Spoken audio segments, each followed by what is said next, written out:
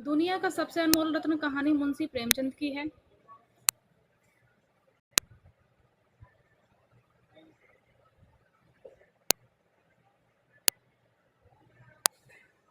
यह प्रेमचंद की पहली कहानी मानी जाती है। उस कहानी संग्रह का हिस्सा थी जिसको अंग्रेजी सरकार ने जो है प्रतिबंधित कर दिया था, जब्त कर दिया था। कहानी का क्रमवार सार पढ़ते हैं। कहानी के जो प्रमुख पात्र हैं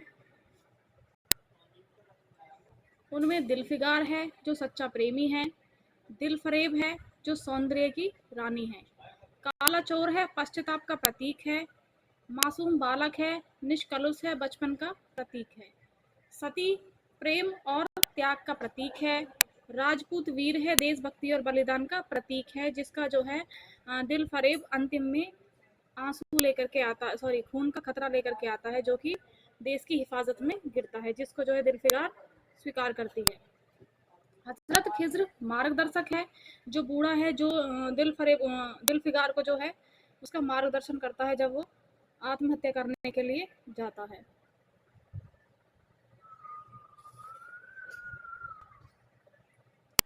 तीन अनमोल वस्तुएं हैं।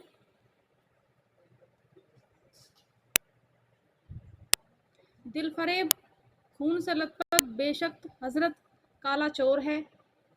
कहानी संग्रह जो है 1908 का है और पहली कहानी के रूप में जो है प्रकाशित है। सबसे अनमोल रत्न जमाना में सन 1907 में प्रकाशित होते हैं। कहानी जो है 1907 में प्रकाशित होती है, लेकिन जो कहानी संग्रह है वो 1908 का है।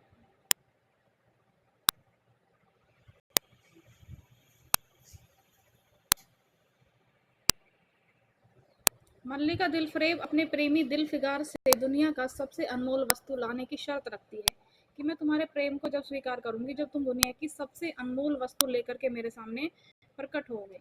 तब वह कहती है कि यदि वह वस्तु नहीं मिली तो अपने पास आने की अनुमति नहीं है, तुम मेरे पास नहीं आओगे। और दिलफिगार दुखी होकर दुनिया की सबसे अनमोल वस्तु खोजने में निकल पड़ता है, क्योंकि दिलफिगार जो है वो दिलफरेब का सच्चा प्रेमी होता है। वह वर्षों तक जंगलों पहाड़ों में नगरों में भटकता रहता है, लेकिन उसको वो अनमोल वस्तु जो है नहीं मिलती जिसको दिलफिगार स्वीकार कर सके। मल्लिका दिलफरेब अपने प्रेमी दिलफिगार से दुनिया की सबसे अनमोल वस्तु लाने की शर्त रखती है। वह कहती है कि वह वस्तु अगर नहीं मिली तो तुम मेरे पास जो है नहीं आओगे। दिलफिगार दुखी होकर जो है लेने के लिए चला जाता है। पहला प्रयास करता है तो पश्चाताप का आंसू लेकर के आता है। एक नगर में खूंखार अपराधी काला चोर को जो है फांसी दी जा रही होती है और मृत्यु को अपने जो है इतने निकट देख करके, इतने समीप देख करके जो काला चोर जो होता है उसकी आंखों से जो है आंसू टपकने लगते हैं। तो उस आंसू को लेकर के दिलफिगार अपने हाथ पे रख करके लेकर आता है, जिसको दिलफरेब के सामने प्रकट करता है, परंतु वो कहती है कि ये दुनिया का अनमोल रत्न नहीं है, तो उसको स्वीकार नहीं करती। फिर वह एक मासूम बच्चे को देखकर अपने बचपन को याद करता है। उसके हृदय में पश्चाताप जागता है। उसकी आंखों से पश्चाताप का एक आंसू गिरता है।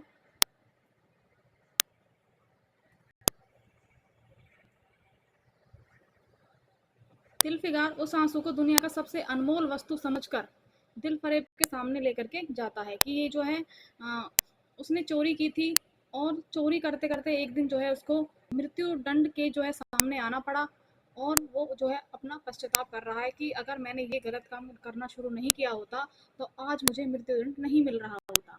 तो वो सोचता है दिलफरेब कि ये जो दुनिया का सबसे अनमोल रत्न हो सकता है, तो उसे लेकर के जो है दिलफरेब के सामने प्रकट होता है। दूसरा प्रयास करता है कि सती जो है, सती प्रथा के चलते जो सतियों को जिन महिलाओं को अपने पतियों के साथ जो है सती कर दिया जाता था, उनको जो है अग्नि में अपने पति की चिता के साथ में लिटा दिया जाता था, तो उस सती के जो है राख को लेकर के आता है दूसरे प्रयास में दिलफरेब, परंतु दिलफिगार उसको भी जो है स्वीकार नहीं करती। वो कहती है कि ये भी जो है दुनिया का सबसे अनमोल रत्न नहीं है। दिलफिगार फिर यात्रा पर निकल जाता है। वह एक स्थान पर एक सती को अपने पति के साथ चिता पर बैठे देखता है। स्त्री अपने पति के प्रेम में स्वयं को अग्नि को समर्पित कर देती है। चिता चिता शांत होने पर दिलफिगार उसकी राख एकत्र करता है और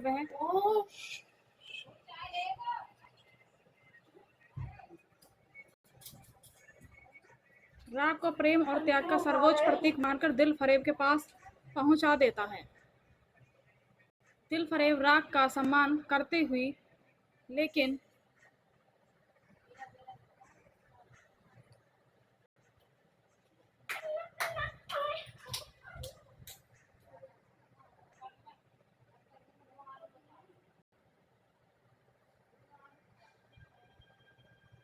सर्वोच्च प्रतीक मानकर दिल फिगार के पास पहुंचता है। दिल फरेब राग का सम्मान करती है लेकिन कहती है इससे भी अधिक अनमोल वस्तु संसार में जो है उपलब्ध है, उसको तुम मेरे लिए लेकर के आओगे, तभी मैं जो है तुम्हारे प्रेम को स्वीकार करूंगी। तीसरा प्रयास करता है देशभक्ति का अंतिम रक्त। निराश होकर दिल फिगार आत्महत्या करने का विचार करता है और कहता है कि जो है मैं दिल फरेब के बिना रह नहीं सकता और मुझे अनमोल रत्न जो है दुनिया का वो मिल नहीं रहा, तो अब मुझे क्या करना चाहिए। तो वो जो है उसके मन में जो है ख्याल आता है आत्महत्या का विचार करने का। तभी हजरत खिज्र प्रकट होकर उसे भारत जाने का मार्ग बताते हैं।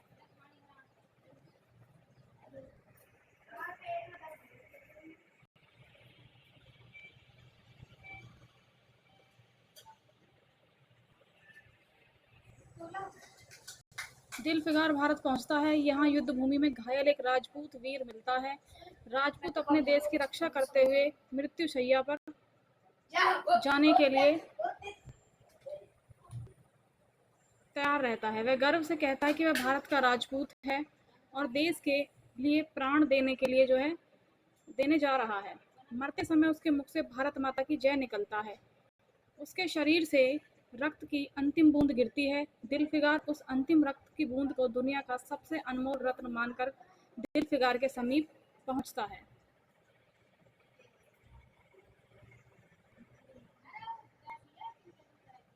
दुनिया का सबसे अनमोल रत्न प्रेमचंद की पहली कहानी है। यह कहानी संग्रह का हिस्सा थी जिसको जो है अंग्रेजी सरकार जब्त कर लेती है। दिल फिगार एक कंटीले पेड़ के नीचे दामन चाक किए। अब यहाँ से जो है कहानी का हम सार पढ़ने वाले हैं। यहाँ तक हमने कहानी के इंपॉर्टेंट पॉइंट्स को जो है मुख्य बिंदुओं पर जो है प्रकाश डाला। उसके पश्चात हम कहानी का जो है सार पढ़ने वाले हैं आगे। दिल फिगार एक कंटीले पेड़ के नीचे दामन चाक किए बैठा हुआ है। खून के आंसू बहा रहा था। वह सौंदर्य की देवी यानी मल्लिका फरेब दिल फरेब एक सच्चा और जान देने वाला प्रेमी था। उन प्रेमियों में नहीं जो इत्र फुलेल में बसकर और शानदार कपड़ों से सजकर आशिक के वेश में माशूकियत का दम भरते हैं, परंतु वो उस प्रकार का प्रेमी नहीं है जो केवल बाह्य आडंबरों को दिखावा करते हैं। वो जो है एक सच्चा प्रेमी है और अपनी प्रेमिका के लिए कुछ भी कर गुजरने को तैयार है। बल्कि उस सीधे साधे भोले भाले फिदाइयों में जो जंगल और पहाड़ से सर टकराते हैं और फरियाद मचाते फिरते हैं। दिल फरेब ने उससे कहा था कि अगर तू मेरा सच्चा प्रेमी है तो जा और दुनिया का सबसे अनमोल चीज लेकर के मेरे दरबार में आ। अब मैं तुझे अपनी गुलामी में कबूल करूंगी। अगर तुझे वह चीज न मिली तो खबरदार इधर रुख ना करना, वरना सूली पर खिंचवा दूंगी। और दिल फरेब को अपनी भावनाओं के प्रदर्शन का, शिकवे शिकायत का, प्रेमिका के सौंदर्य दर्शन का तनिक भी अवसर ना दिया जाएगा। दिल फरेब ने जो ही यह फैसला सुना,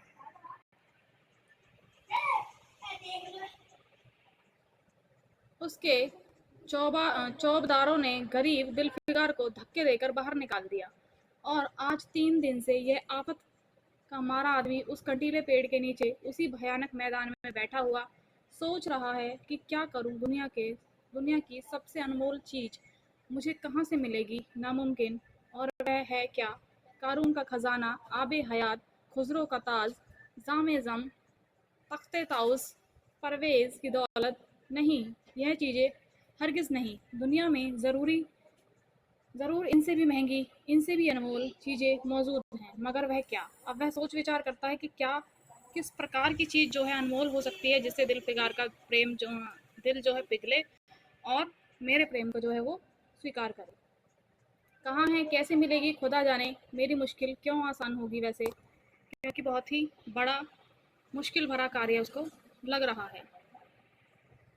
दिल फिगार इन्हीं ख्यालों में चक्कर खा रहा था और अक्ल कुछ कम नहीं करती थी। मुनीर शामी को हातिम सा मददगार मिल गया। एक काश मेरी भी मददगार हो जाता। एक काश मुझे भी उस चीज का जो दुनिया की सबसे बेशकीमती चीज है नाम बतला दिया जाता।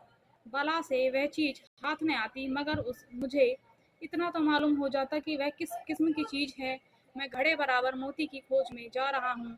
मुझे समुद्र का गीत, पत्थर का दिल, मौत की आवाज, इनमें से ज्यादा बेनिशान चीजों को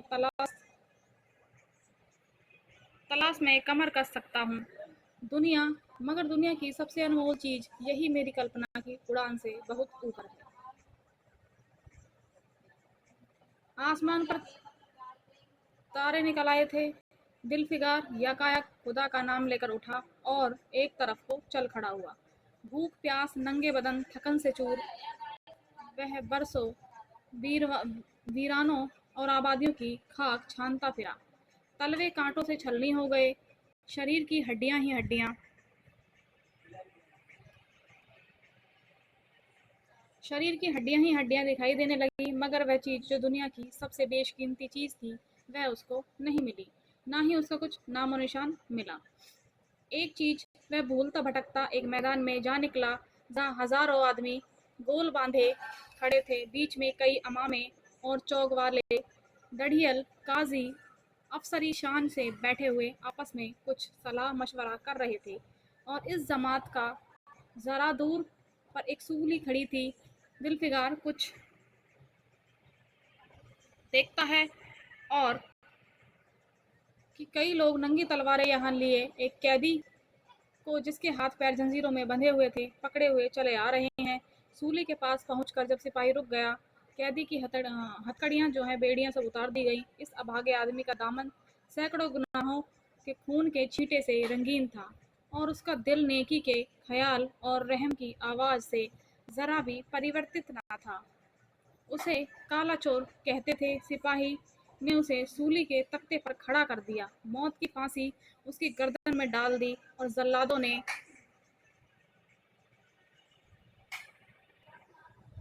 तख्ता खींचने का इरादा किया। वह अभागा मुजरिम चीख कर बोला, खुदा के वास्ते मुझे एक पल के लिए फांसी से उतार दो, ताकि अपने दिल की आखिरी आरजू निकाल लूं। यह सुनते ही चारों तरफ सन्नाटा छा गया। लोग अचंभे में आकर ताकने लगे। काजियों ने एक मरने वाले आदमी की अंतिम याचना को रद्द करना उचित न समझा। बदनसीब पापी काला चोर देर के लिए फांसी से उतार दिया गया। कुछ देर के लिए, जरा सी देर के लिए जो है फांसी से उतार दिया जाता है, कि उसकी अंतिम इच्छा क्या है उसका जो है पूरा कर दिया जाए। क्योंकि अब उसको जो है फांसी होने वाली है, वो मरने वाला है, तो उसकी जो है अंतिम इच्छा को तो कम से कम पूरा कर ही सकते हैं। इसी भीड़ में एक खूबसूरत भोला भाला लड़का एक छड़ी पर सवार होकर अपने पैरों पर उछल उछल फर्जी घोड़ा दौड़ रहा था, और अपनी सादगी की दुनिया में ऐसा मग्न था कि जैसे वह इस वक्त सचमुच अरबी घोड़े का सहसवार है। उसका चेहरा उस सच्ची खुशी से कमल की तरह खिला हुआ था, जो चंद दिनों के लिए बचपन में ही हासिल होती है, जिसकी याद हमको मरते दम तक नहीं भूलती। उसका दिल अभी तक पाप की गर्द और धूल से अछूता था, और मासूमियत उसकी गोद में अपनी गोद में मासूमियत उसको खिला रही थी।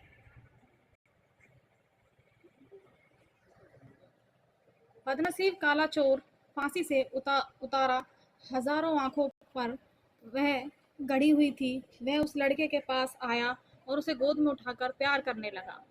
उसे इस वक्त वह जमाना याद आया जब वह खुद ऐसा ही भोला भाला था, ऐसा ही खुश खरम और दुनिया की गंदगियों से ऐसा ही पाक साफ था।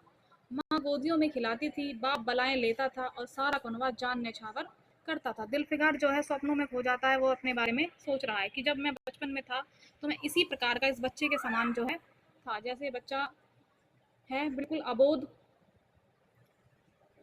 उसी प्रकार का मैं भी था। आह, काले चोर के दिल पर इस वक्त बीतते हुए दिनों की याद इतना असर हुआ कि उसकी आंखों से जिन्होंने दम तोड़ने वाली लाशों को तड़पते देखा, और न झपकी आंसू का एक कतरा टपक पड़ा। दिलफिगार ने लपक कर उस अनमोल रत्न को हाथ में ले लिया, और उसके दिल ने कहा, बेशक यह दुनिया की सबसे अनमोल चीज है, जिस पर तख्ते ताउस और जामे जम और आबे हयात और जरे परवेज सब न्यौछावर हैं। इस ख्याल से खुश होता, कामयाबी की उम्मीद में सम सरमस्त दिलफिगार अपनी माशूका दिल फरेब के शहर मीनो स्वाद को चला। पूछा जा सकता है कि दिल फरेब का जो है दिल फरेब का जो है शहर कौन सा है, तो मीनोसवाद। मगर ज्यों ज्यों मंजिल तय करती हुई जाती, उसका दिल बैठता जाता कहीं उस चीज की जिसे वह दुनिया की सबसे बेशकीमती चीज समझता हूँ। दिल फरेब की आंखों में कद्र न हुई तो फांसी पर चढ़ा दिया जाऊंगा और इस दुनिया से नामुराद जाऊंगा। लेकिन जो हो सो हो, अब तो किस्मत आजमाई है।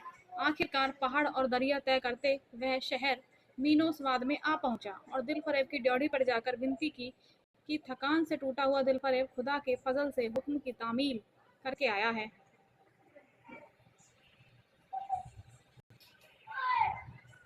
और आपके कदम चूमना चाहता है। दिल फरेब ने फौरन उसको सामने बुलाया, उसको बुलावा जो है भेज दिया। सुनहरे पर्दे की ओट में फरमाइश की, वह अनमोल चीज पेश करो। दिल फिगार ने आशा और भय की एक विचित्र मन स्थिति में वह बूंद पेश की और सारी कैफियत बहुत पुरज़र लफ्जों में बयान की। दिल फरेब ने पूरी कहानी बहुत गौर से सुनी और वह भेंट हाथों में लेकर जरा देर गौर करने के बाद बोली, दिल फिगार, बेशक से तूने दुनिया की एक बेशकीमती चीज ढूंढ निकाली है। तेरी हिम्मत और सूझबूझ की मैं दाद देती हूँ, मगर इस दुनिया की सबसे बेशकीमती चीज नहीं। इसलिए तू जा यहाँ से और फिर से कोशिश कर, शायद अब तेरे हाथ वह मोती लगे और तेरी किस्मत में मेरी गुलामी लिखी हो। जैसे कि मैंने पहले ही बतला दिया था, मैं तुझे फांसी पर चढ़वा सकती हूँ, मगर मैं तेरी जाँव खशी करती हूँ, इसलिए तुझमें वह गुण मौजूद है जो एक सच्चे प्रेमी में मैं देखना चाहती हूँ। और मुझे यकीन है कि तू ज़रूर कभी ना कभी तो कामयाब होगा। उस बेशकीमती चीज़ को, दुनिया का जो सबसे अनमोल रत्न है, उसको लाने के लिए ज़रूर जो है एक दिन तुम कामयाब होगे। तो जाओ। नाकाम नामुराद दिलफिगार इस माशूकाना इनायत से जरा दिलेर होकर बोला, ए दिल की रानी, बड़ी मुद्दत के बाद तेरी ड्योढ़ी पर सजदा करना नसीब होता है। फिर खुदा न जाने ये दिन कब आएंगे। क्या तूने अपनी जान देने वाले आशिक के बुरे हाल पर तरस न खाएगी, और क्या तूने अपने रूप की एक झलक दिखाकर इस जलते हुए दिल फिगार को अपनी सख्तियों को झेलने की ताकत न देगी। तेरी मस्त निगाह ने नशे के चूर में होकर मैं वह वो कर सकता हूँ जो आज तक किसी से ना बन पड़ा हो। अब उससे जो है कहता है कि कम से कम अपने रूप की एक झलक तो दिखा दो।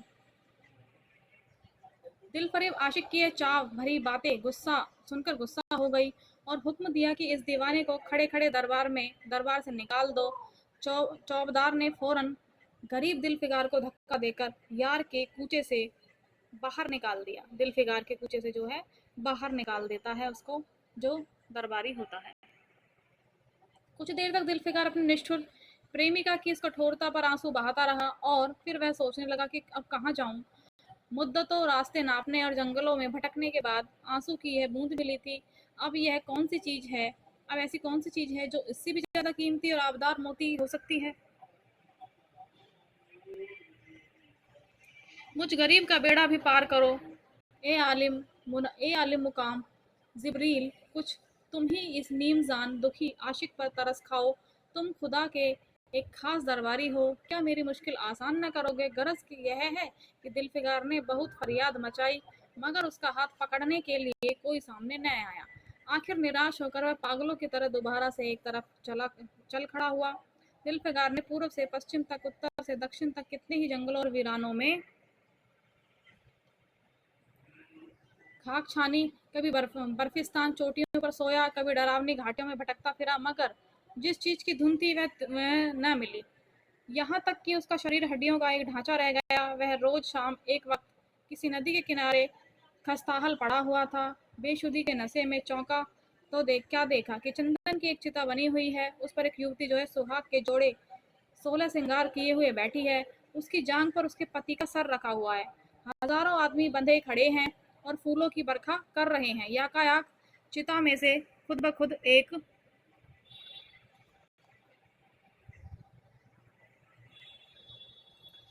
लपक उठी। सती का चेहरा उस वक्त एक पवित्र भाव से आलोकित हो रहा था। चिता की पवित्र लपटें उसके गले से लिपट गईं। दम के दम में फूल सा शरीर राख का ढेर हो गया। मतलब जिसको सती करने के लिए बिठाया गया था अपने पति के पास में, अब धीरे देखते ही देखते वो जो है आगों में झुलस जाती है और उसका जो शरीर है जो इतना खूबसूरत था, जो 16 श्रृंगार से सजा हुआ था, वो चंद मिनटों में जो है राख का ढेर बन जाता है। प्रेमिका ने अपने प्रेमी को न्यौछावर कर दिया। दो प्रेमियां, एक सच्चे पवित्र अमर प्रेम की अंतिम लीला आंख से ओझल हो जाती है। जलते ही जलते चिता जो है शांत होने लगती है। उसकी जो अग्नि जो है जली हुई थी वो शांत होने लगती है, और देखते ही देखते जो है चिता से जो है अग्नि जलनी बंद हो जाती है, और जो है ठंडी होने की तरफ जो है प्रक्रिया चल पड़ती है। जब सब लोग अपने घरों को लौटे तो दिलफिकार चुपके से उठा और अपने चाक दामन कुर्ते में यह राख का ढेर समेट लिया। इस मुट्ठी भर राख को दुनिया का सबसे अनमोल रत्न चीज समझता हुआ सफलता के नशे में चूर यार के कूचे की तरफ चला। अब कि ज्यों ज्यों वह मंजिल के करीब आता उसकी हिम्मत बढ़ती जाती। अब उसको लगा था कि भाई इससे ज्यादा अनमोल रत्न क्या हो सकता है।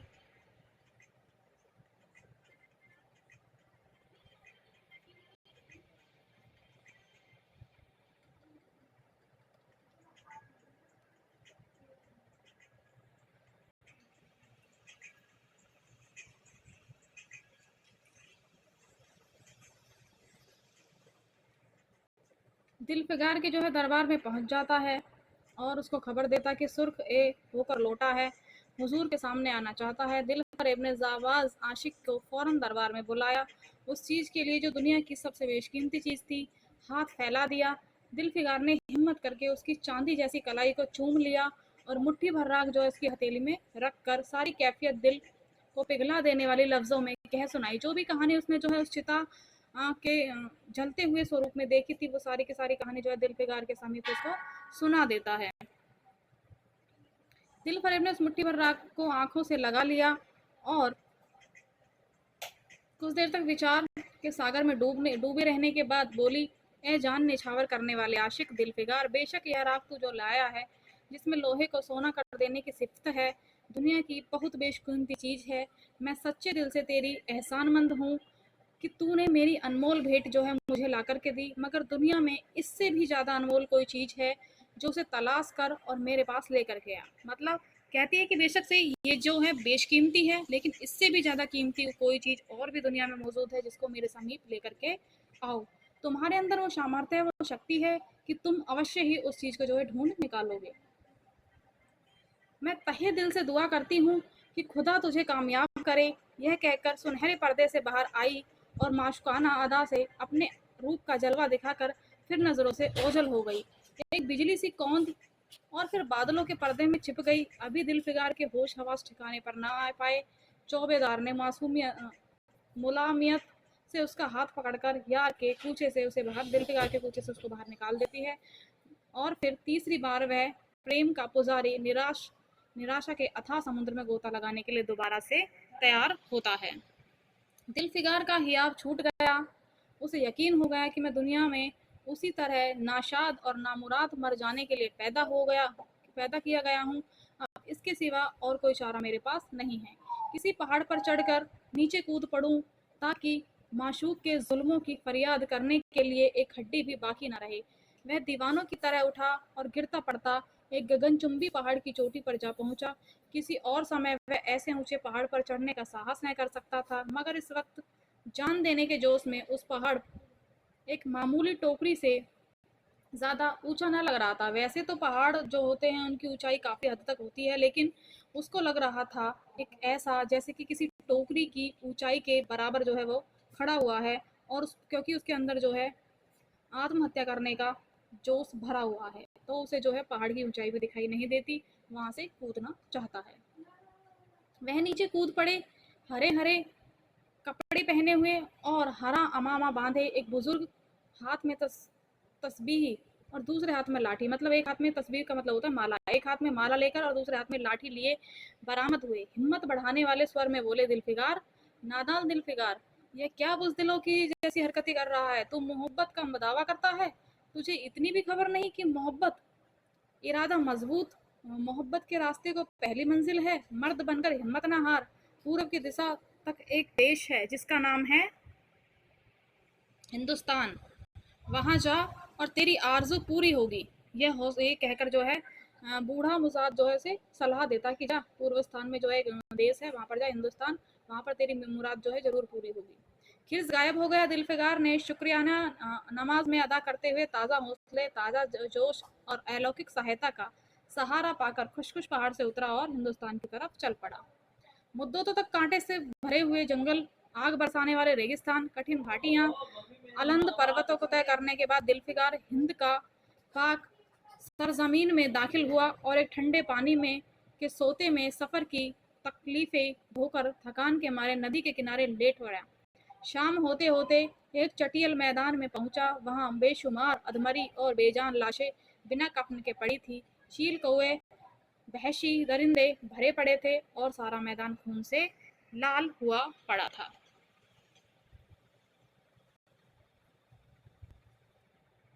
यह डरावना दृश्य देखते ही दिलफकार का जी दहल गया। या खुदा, किसी मोहब्बत में जान फंसी मरने वाले को कराहना, सिसकना और एड़ियां रगड़ कर जान देना, दरिंदों का हड्डियों को नोचना और गोश्त ने लोथड़ों को लेकर भागना, ऐसा हौलनाक सीन दिलफिकार ने कभी न देखा था। याकायाक उसे ख्याल आया यह लड़ाई का जरूर मैदान रहा होगा और यह लाशें सूरमा सिपाहियों की है। इतने में करीब से करहाने की आवाज आई। दिलफिकार उस तरफ फिरा तो देखा कि एक लंबा तगड़ा आदमी, जिसका मर्दाना चेहरा जान निकलने की कमजोरी से पीला हो गया है, जमीन पर सर झुकाए पड़ा है। सीने से खून का फवारा जो है जारी है, मतलब सीने में से खून निकल रहा है, मगर आबदार तलवार की मूठ पजे से अलग नहीं है। दिलफिकार ने एक चीथड़ा लेकर घाव के मुंह पर रख दिया ताकि खून रुक जाए और बोला, ए जवा मर्द तू कौन है? जवा मर्द तू कौन है? जवा मर्द ने यह सुनकर आंखें खोली और वीरों की तरह बोला, क्या तू नहीं जानता मैं कौन हूँ? क्या तूने आज तक इस तलवार की काट नहीं देखी? मैं अपनी माँ का बेटा, भारत माँ का सपूत हूँ। यह कहते कहते उसकी त्योरियों पर बल पड़ गया। पीला चेहरा गुस्से से लाल हो उठा।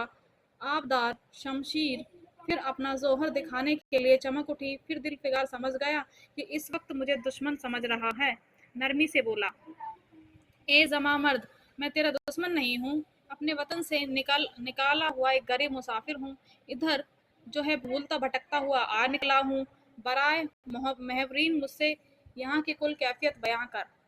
यह सुनते ही घायल सिपाही बहुत मीठे स्वर में बोला, अगर तू मुसाफिर है और मेरे खून से तर पहलू में बैठ जा, क्योंकि यही 2 उंगल जमीन जो मेरे पास बाकी रह गई है और जो सिवाय मौत के कोई मुझसे छीन नहीं सकता। अफसोस यह है कि तू यहाँ ऐसे वक्त में आया है जब तेरा अतिथि संस्कार करने में जो है मैं योग्य नहीं हूँ, क्योंकि मैं मृत्यु को प्राप्त करने वाला हूँ। जो है मृत्यु मेरे समीप है और कुछ ही क्षणों में जो है मेरे प्राण जो है देह को त्याग देंगे, तो मैं जो है तेरा जो है अतिथि संस्कार भी नहीं कर सकता। हमारे बाप दादा का देश हमारे हाथ से निकल गया। इस वक्त हम बेवतन हैं, मगर पहलू बदलकर हमने हमलावर दुश्मनों को बता दिया कि राजपूत अपने देश के लिए कैसी भी बहादुरी से जान देते हैं। यह आस पास जो लाशें तू देख रहा है, ये सब उन लोगों की लाशें हैं जो इस तलवार के घाट उतरे हैं।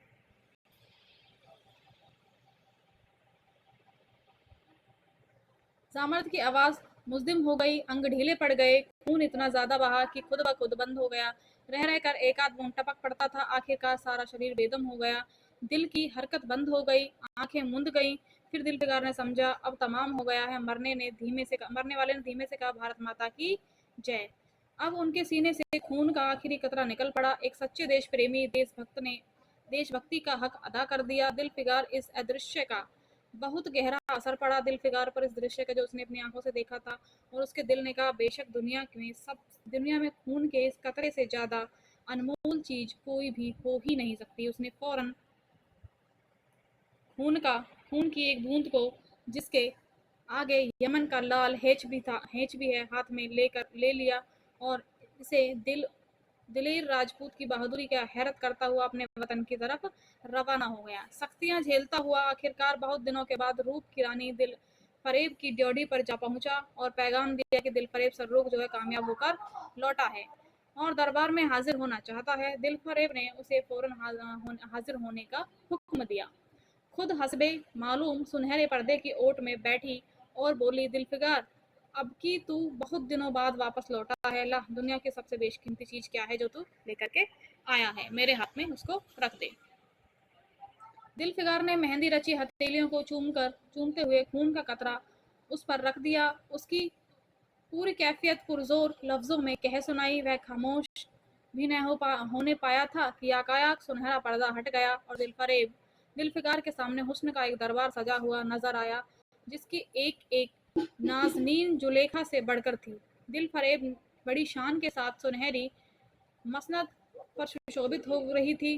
दिलफिकार हुस्न का यह तिलिस्म देखकर अचंभे में पड़ गया और चित्रलिखित सा खड़ा रहा। दिलफरेब मसनद से उठी हुई कई कदमें आगे बढ़ाकर उससे लिपट गई।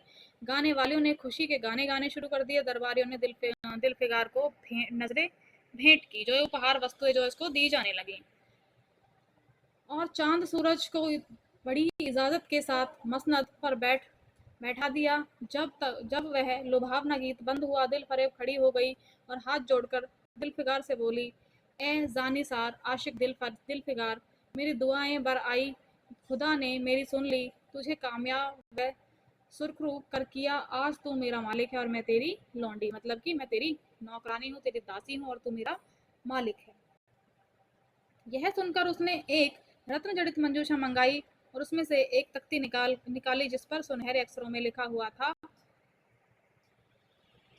खून का वह आखिरी कतरा जो वतन की हिफाजत में गिरे, वह सबसे दुनिया का जो है अनमोल रत्न है, या दुनिया की सबसे अनमोल वस्तु है, चीज है। वह सौंदर्य की देवी दिलफिकार का सच्चा आशिक है, जान देने वाला है, सच्चा प्रेमी है।